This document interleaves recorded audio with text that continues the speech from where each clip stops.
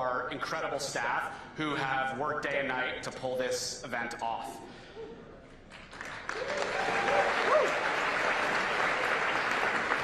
It is now my great honor to introduce the inspiration to this movement, the man deeply committed to making America healthy again, Secretary Robert F. Kennedy, Jr.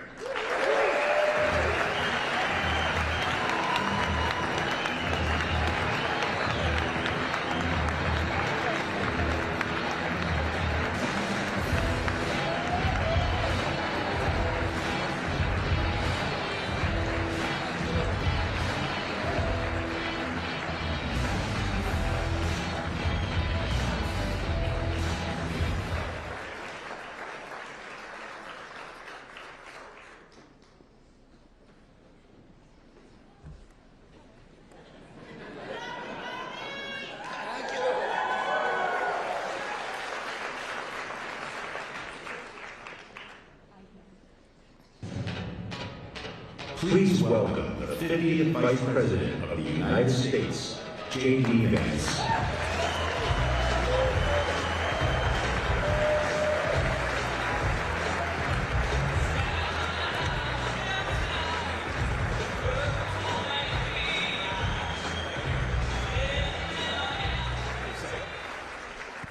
Thank you all.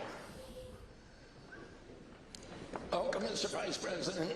And I want to thank everybody here for taking this day to convene such an extraordinary group of people, a really unprecedented caliber of people who are in this room today. And, you know, one of the great things about working for President Trump is that we've been able to recruit people like Chris Klump and Marty McCary and Jay Bhattacharya and Mehmet Oz and people at every level of the agency, many of them who are stepping away from billion-dollar companies to come and work for us, not because they're looking for position or power or security, because they see this as a generational opportunity to change our country and put us on a better course. And a critical part of us achieving that goal is the partnership with private industry, with the entrepreneurs, the innovators who are trying to do the same thing. And you come out of that tradition. You really have an extraordinary life.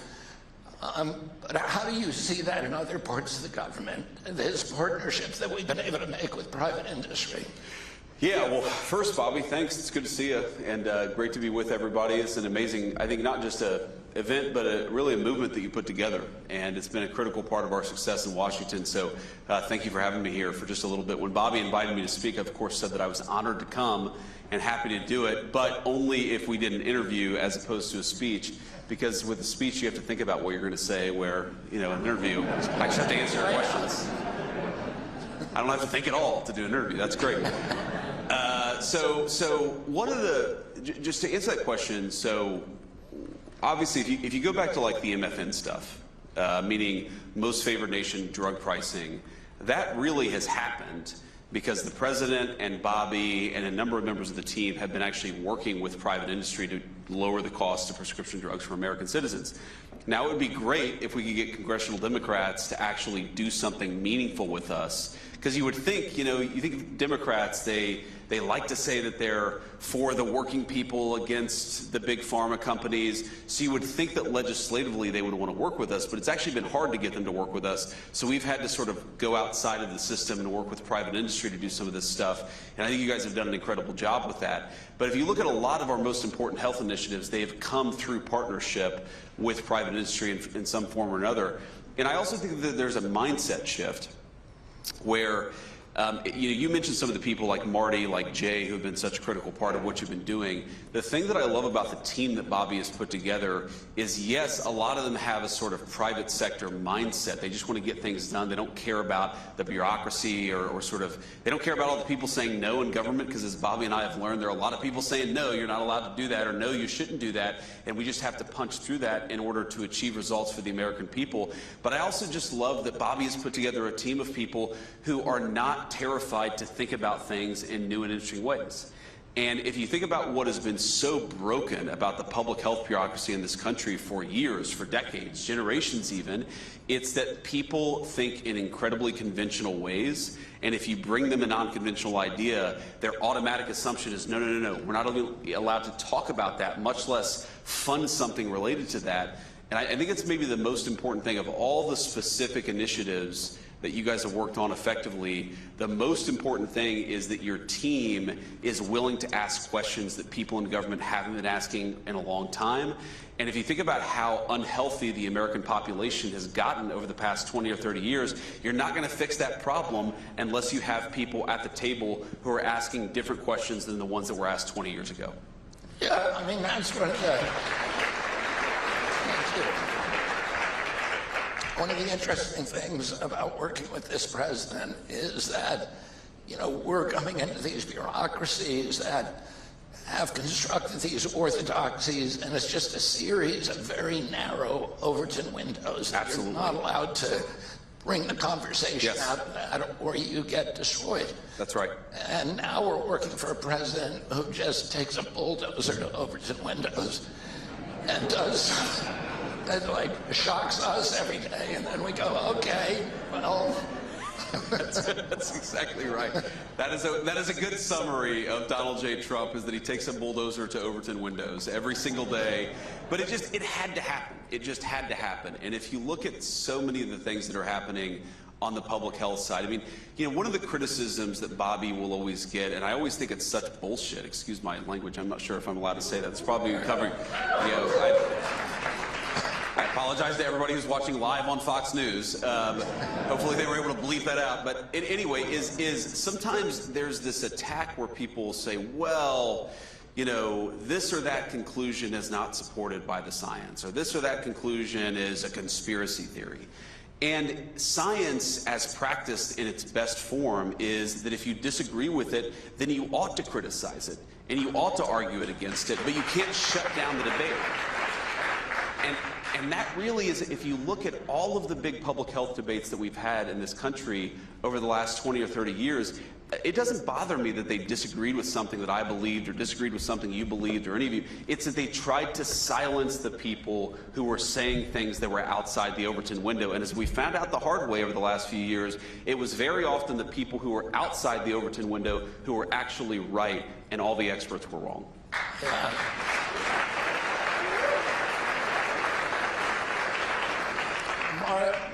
I had a conversation with Marty McCary the other day, and he reminded me that over the Royal Society, the building, the portal for the Royal Society in London, which is the oldest scientific society in the world and the most prestigious. Of course.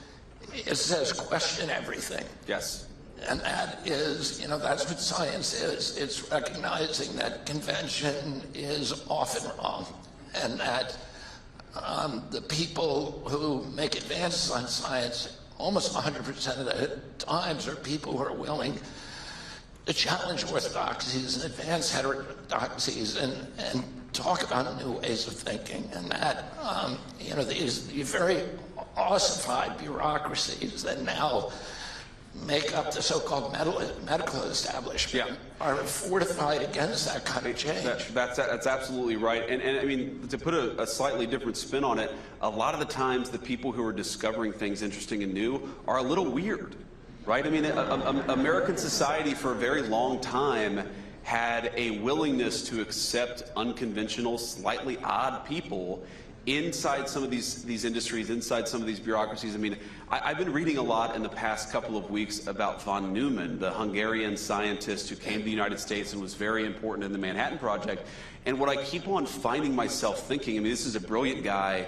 This is, you know, one of the, I think it was Edward Teller or Oppenheimer or another, the Manhattan Institute people said about von Neumann that von Neumann was talking to his 3-year-old, and then he realized that he used the same skill von Neumann did when talking to a 3-year-old as he did with everybody else, because he was so far above everybody else in terms of brilliance. But then you read about this guy, And I think to myself, half of the shit that this guy said would have gotten him canceled, or would have gotten his career ruined, or would have had his life ruined.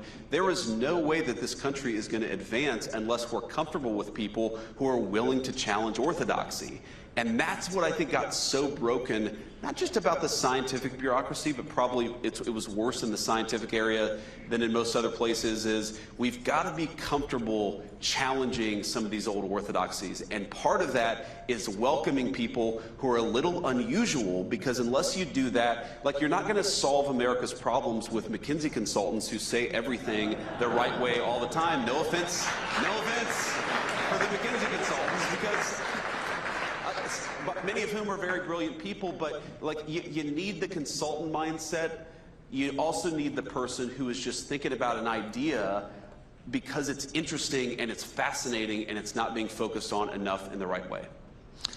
You know, you and I have talked a lot about Appalachia, and both of us come from families that are intertwined personally and politically in Appalachia.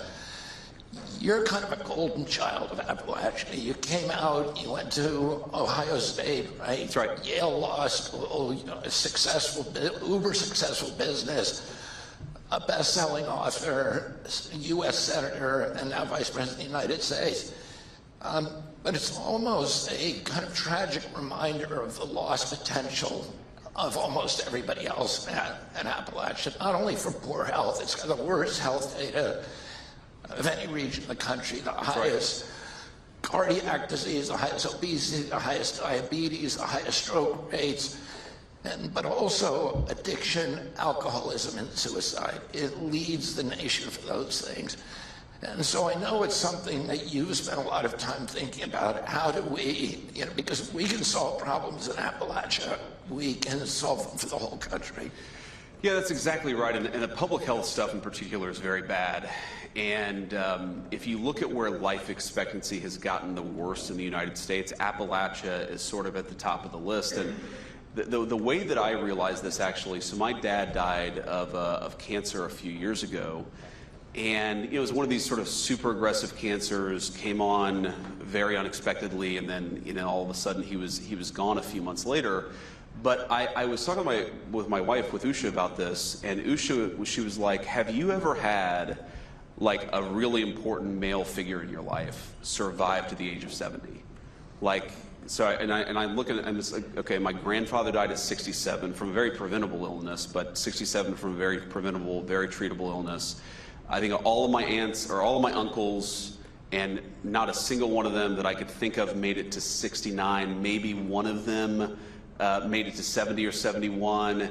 And it kind of hit me that if you grow up in Appalachia, you are used to losing the people that you love very, very early on. And you want to talk about like populism, and you want to talk about people being pissed off. Well, yeah, people are pissed off when they don't have good jobs. And people are pissed off when things disappear and move overseas. And people are pissed off when they feel like, other countries are being prioritized over the United States of America. And all of that is part of the populist resentment of the past 20 or 30 years in American politics. You know what really pisses people off? When they realize that their loved ones are dying much sooner than everybody else.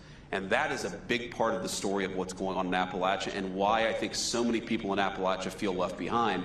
I mean, my story, obviously, it's been, like you said, I'm like the golden boy. Things have just worked out for me in this really incredible way. I feel so lucky and so grateful for it.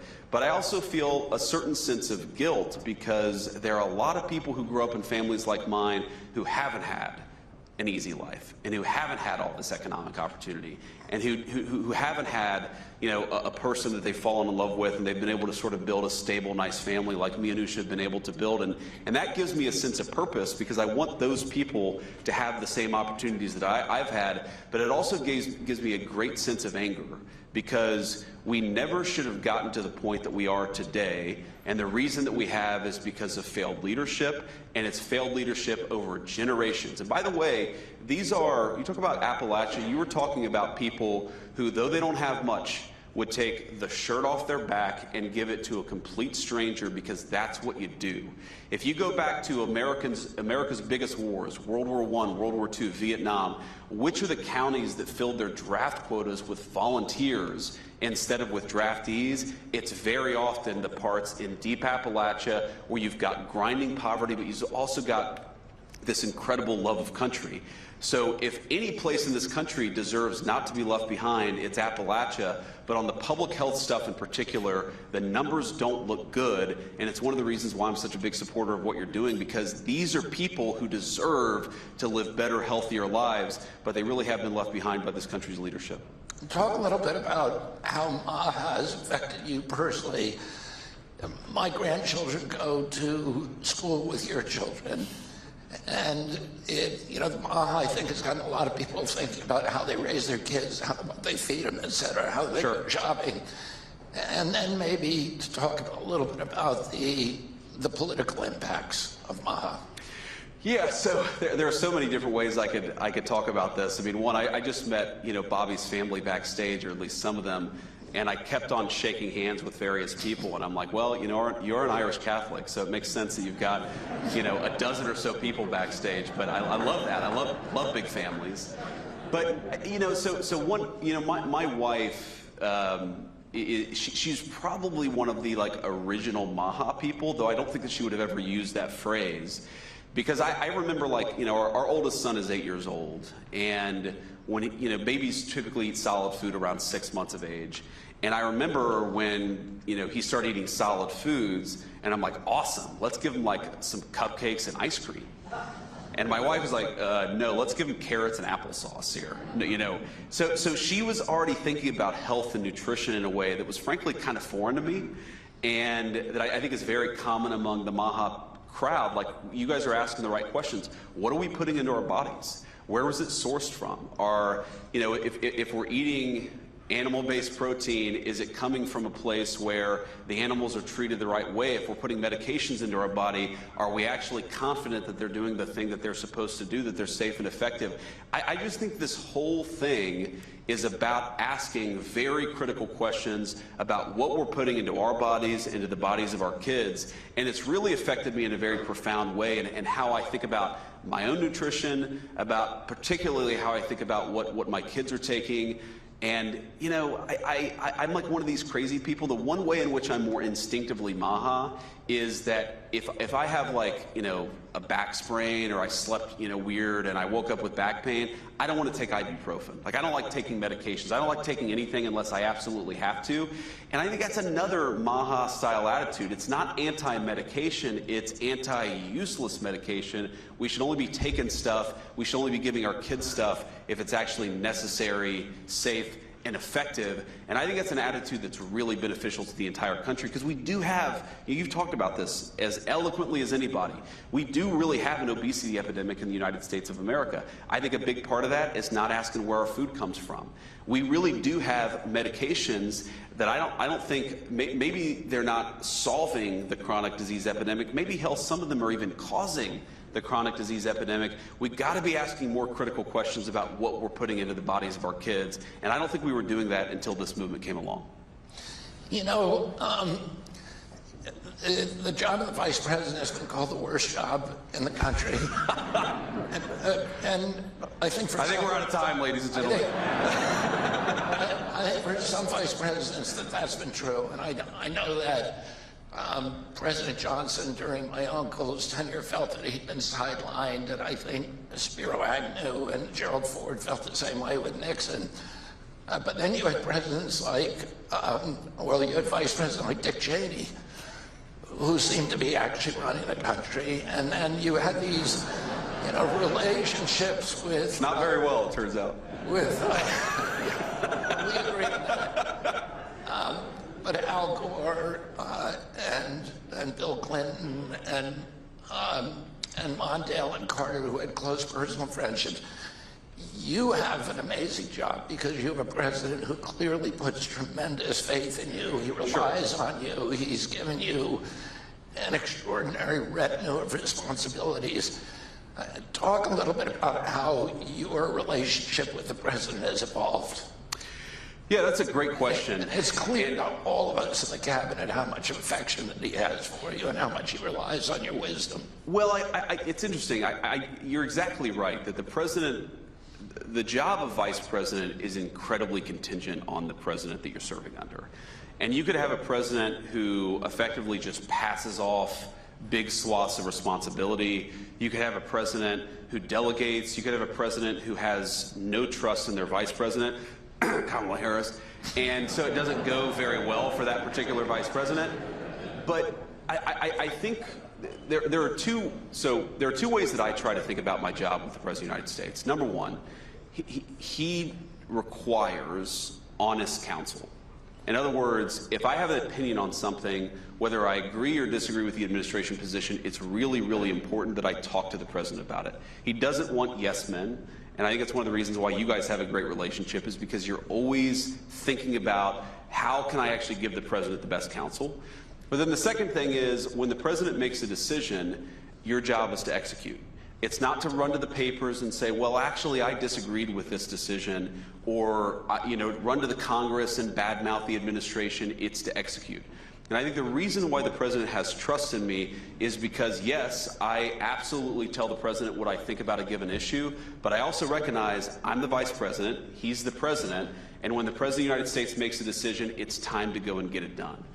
And I think in part because I get things done, right? I mean, sometimes Congress doesn't cooperate. Sometimes the private sector doesn't cooperate. Like, I'm not saying any of us have a batting average of 100, but what I think all of us who've earned the president's trust do is that when the administration makes a decision, when he makes a decision, we actually go out and get it done.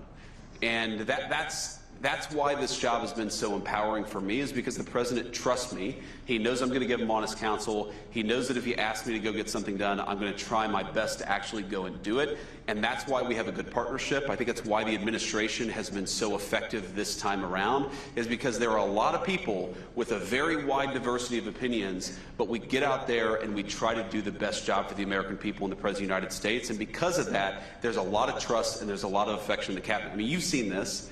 I've seen this. But when we're sitting in there and the cameras are off and we're just talking about an issue, there is a deep level of affection and trust between all the senior members of the team. I don't know how it's possible to do this job without it, but I know it's why we've been so successful the past 10 months. Now we've come to the lightning round. Great. Marine Corps workout or Pete and Bobby challenge? That's tough, man. So it's I would say Marine Corps workout, especially for me. The one thing, so I can do like 5 dead hang pull-ups.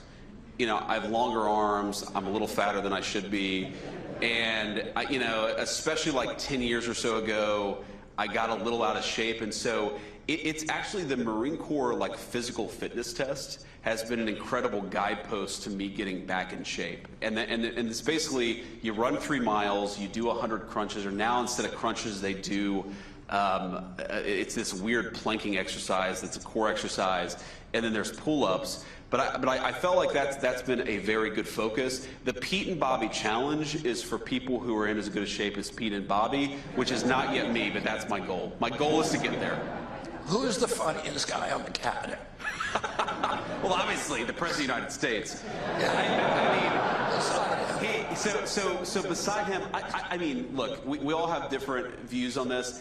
My personal vote for funniest person outside the president is probably Marco. Yeah, Marco. He has an incredible sense of humor. He's got great comedic timing. Rival. Yeah, that's right. That's right. Well, there are a couple others. Look. Very good sense of humor from the cabinet.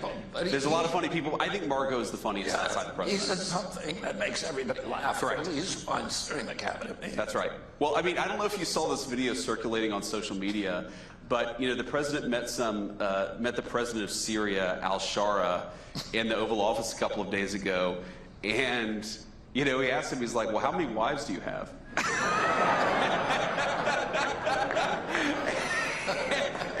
And it's just like, oh, what an amazing question. Amazing comedic timing. There are layers to it. There's like a meta humor to it. It's just anyway, but we got a lot of good humor in the cabinet. One of the funniest moments in any cabinet meeting, President Trump had them bring in a full-size picture of himself with Putin, and when they were in Hawaii, and he's very tall and Putin was very short. Putin came up to about here, and he said, "You know what I said to him?" He said, "I've had it up to here with you."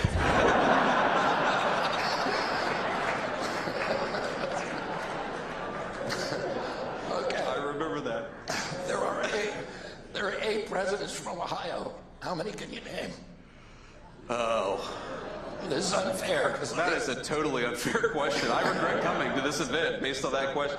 Okay. None of them, well, with one exception. Okay, so obviously U.S. Grant. Yeah. I have a particular affinity for him. Both of us have beards.